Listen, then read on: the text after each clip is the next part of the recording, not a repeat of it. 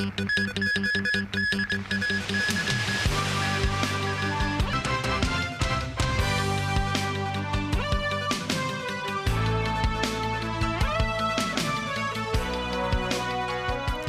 evening and thank you for joining us. The mainland's Golden Week holiday concludes today. As of 4 p.m., Hong Kong welcomed over 75,000 mainlanders who arrived today, with more than 1.37 million mainland tourists visited the city over the 8-day holiday, a 6% year-on-year increase. The Mosingai reports. West Kowloon High-Speed Rail Station was full of travellers in the afternoon. A lot of them were mainlanders heading back home on the final day of the Golden Week holiday. The train schedule board showed that many short and long-haul train tickets were sold out. This Zhejiang tourist, who spent 4 days in the city, said he planned to leave on the last day to avoid crowds. The Immigration Department says the number of mainlanders visiting Hong Kong in the first 7 days of the Golden Week exceeded 1.29 million, up 6% year-on-year. Over 200,000 mainlanders arrived each day for the first 4 days of the holiday. While the figures have not caught up to the peak level of 2018, when 1.52 million people came south, the Hong Kong Travel Industry Council said about 60% of visitors have stayed overnight, which helped boost the economy. The food and beverage sector said business in restaurants in tourist areas like Causeway Bay and Tsim Sha Tsui went up by 15 to 20% compared to ordinary days. In retailing, several sectors, including the jewelry and cosmetics sectors, recorded low double-digit hikes in sales. Lawmaker Peter Shield from the retail sector said the city should attract visitors with different spending levels. He said the government could leverage events such as the fireworks display to attract more overnight tourists. Mosingai, TVB News. 2 training organizations offering the Green Card Safety course have been suspended for 6 months for violating exam rules. Industry groups have slammed the misconduct, saying it undermines construction site safety. The mandatory basic safety training course, commonly known as the Green Card course, is required for anyone entering construction sites and aims to raise workers' safety awareness. There are currently over 130 training providers accredited to offer the course. The Labor Department found that one provider had disclosed all examination questions and answers to trainees before the exam. The trainer also allowed students who did not meet attendance requirements to take the test. In another case, no invigilators were present during the exam, allowing candidates to discuss answers. The green cards granted to the trainees involved have been withdrawn and cancelled. Israel and Hamas were to resume talks on Wednesday after wrapping up a round of negotiations at the Red Sea resort of Sharm el-Sheikh in Egypt. U.S. President Donald Trump's Mideast envoy Steve Witkoff and Trump's son-in-law Jared Kushner were to join the talks, along with Ron Dermer, an advisor to Israeli Prime Minister Benjamin Netanyahu. Nasir Karim with more. A border with a bloody history that goes back decades before October 7, 2023, but which these days is defined by that date. Grief and suffering on both sides. For Palestinians, October 7th has evolved into an existential concern, with millions displaced, living in tents, facing starvation, and worried that they'll be forced to leave Gaza. Oman Abu Shakil, displaced from Jabalia, said, "We want this war to end. We hope they reach a solution. I'm begging them to stop the war. This is enough. This is a genocide. It's destroyed trees, stones, and people. Half of the population is left with a disability. We live in filth. Our tent is in the street." More than 67,000 Palestinians have been killed over the past 2 years, thousands more believed buried under rubble. Israeli police officer Sharon Rahmani was killed in the attacks. For a father, Yehuda, the talks in Egypt are irrelevant. "What will it give me?" he asks. "My daughter?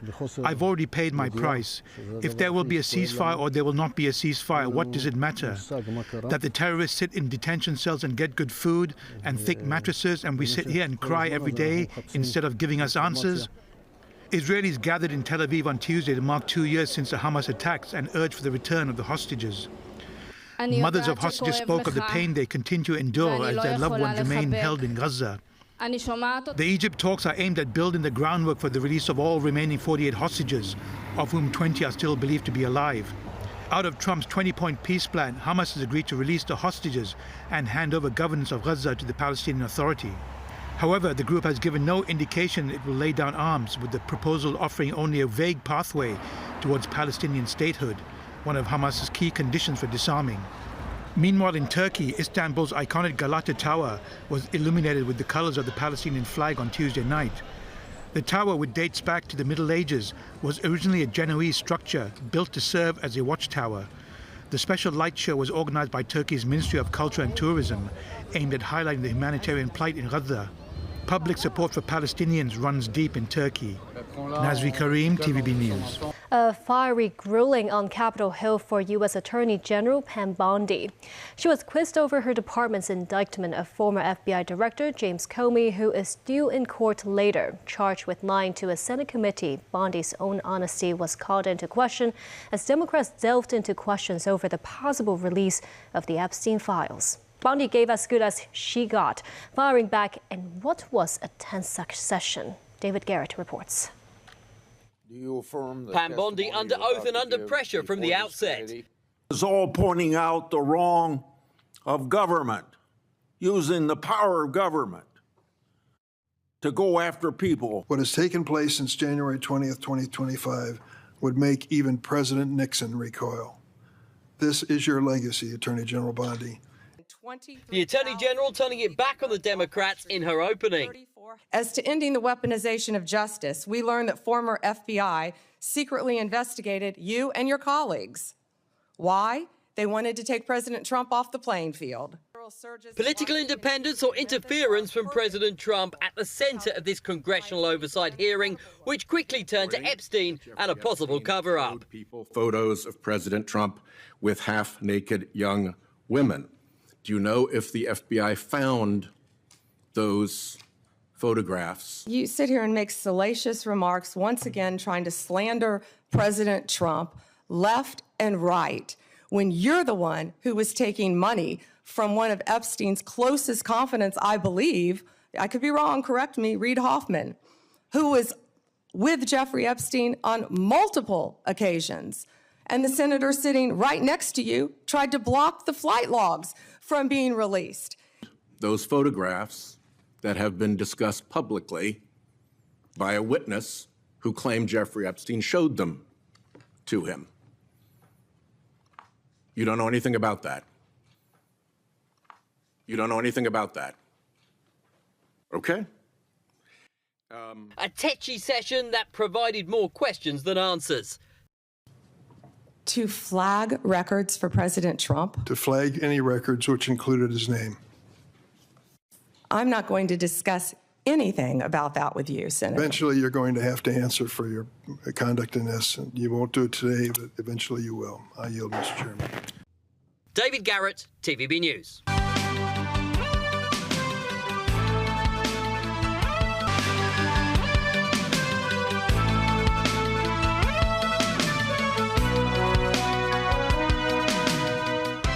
Welcome back. Canadian Prime Minister Mark Carney has made his second visit to the White House in 5 months in hopes of finding some relief on sector-specific tariffs ahead of next year's review of the U.S.-Mexico-Canada agreement. Yet, according to the reports, business groups speculate that no deal is likely to be announced to end the U.S. punitive tariffs. Danny Zhou has a story. The 2.5-hour talk between U.S. President Donald Trump and the Canadian leader has wrapped up in the Oval Office on Tuesday without a concrete deal. Among the topics in discussion were trade and the U.S.-Mexico-Canada agreement enacted during Trump's first presidency, which is up for review in 2026. Carney has said he deemed the USMCA as an advantage for his country and sought to reassure Canadians that 85% of their trade with the U.S. will remain duty-free under the terms. Trump suggested he was open to extending the free trade agreement with Mexico and Canada through a renegotiation or seeking different deals. The U.S. president added they might make deals that are better for the individual countries while ruling out a completely tariff-free agreement. His administration earlier imposed heavy import taxes on some of Canada's key sectors, such as automobiles, steel, aluminium and softwood lumber, citing national security concerns. Trump characterized Canada as an economic competitor that the United States has a natural conflict with, a point to which Carney disagreed. Trump said, "We want Canada to do great, but there's a point at which we also want the same business," and expressed his desire to replace Canadian-made vehicles and steel with American production. Trump made a joking reference to a merger between the two nations during Tuesday's meeting, after his comments about annexing Canada into the US's 51st state dominated the headlines for months. Canada's minister in charge of relations with the US, Dominic LeBlanc, said Trump had directed his cabinet secretaries to quickly land sector-specific trade deals on steel, aluminium and energy. I think you saw the president acknowledging in a very positive way the work that Canada and the United States have been doing to advance our security and economic relationship. I thought it was the first time that I'd seen the president speak publicly in detail about how difficult necessarily these conversations are, because we have probably the two most integrated economies in the world in terms of trading partners of the United States. LeBlanc said the conversations would continue. Danny Zhou, TVB News. Motorists left their cars to help lift a crashed medical helicopter so emergency teams could free a nurse from the wreckage after the chopper came down on the California freeway. The pilot and two medics all remain in critical condition in a Sacramento hospital. The aftermath of the crash was filmed later with not much left of the aircraft.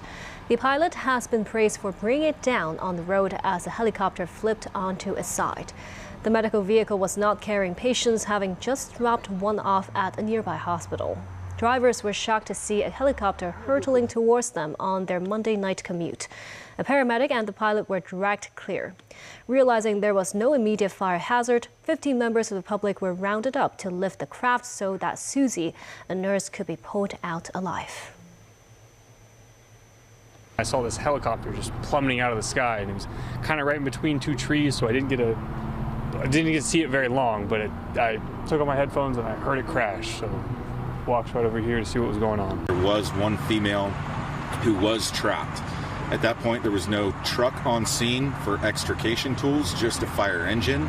So that captain quickly sequestered the help of multiple civilians to come over and lift this helicopter off of that victim.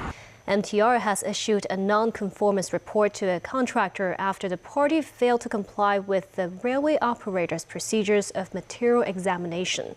Some materials such as screws were used without approval. Mimosa Ngai reports. MTR's Tongchong East Station is the affected project. Sources say the materials in question are self-taping screws for firewall driving and shear pins for the installation of steel bridges, neither of which have been approved. In response, MTR says authorities have issued a non-conformance report to the contractor, which has been following up on the matter, including submitting relevant material information and conducting specimen tests. The railway operator says the tests have been completed based on the requirements of contracts and legislation. MTR added that construction work involving the screws and the pins are ongoing, and authorities will continue to monitor the process. The MTR said the parts in question have not been delivered, but MTR did not mention how the issues came to light and the number of affected components. While suggesting the material quality is not an issue, lawmaker Gary Zhang said the incident could negatively impact MTR's construction reputation. He said authorities should pay attention to the matter. This is not the first time that the project has suffered hiccups. In August, MTR discovered that unauthorized materials were being used in the Tongchong East Station project. Information states that the project's contractor is Paul Y CRCCI joint venture. Mimosa Ngai, TVB News. A hospital group has opened a new center in Hong Kong that blends medical expertise with AI technologies. The initiative aims to set new standards in streamlining healthcare services.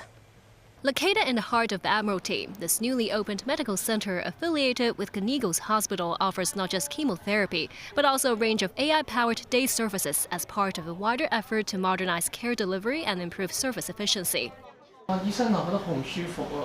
They include the use of a generative AI-assisted voice-to-text tool which captures clinician-patient conversations and simultaneously generates them into clinical notes supporting 34 languages. The system is complemented by an AI-supported insurance form-filling function to simplify manual documentation, trimming administrative and waiting time. Hong Kong in particular is at the forefront of our AI technology and data transformation. And this center again is an example of how patient navigation, patient treatment, patient management, and everything will be done using technology, including AI. This center is actually a satellite center of the hospital, which is a center of excellence that we work together with the University of Hong Kong.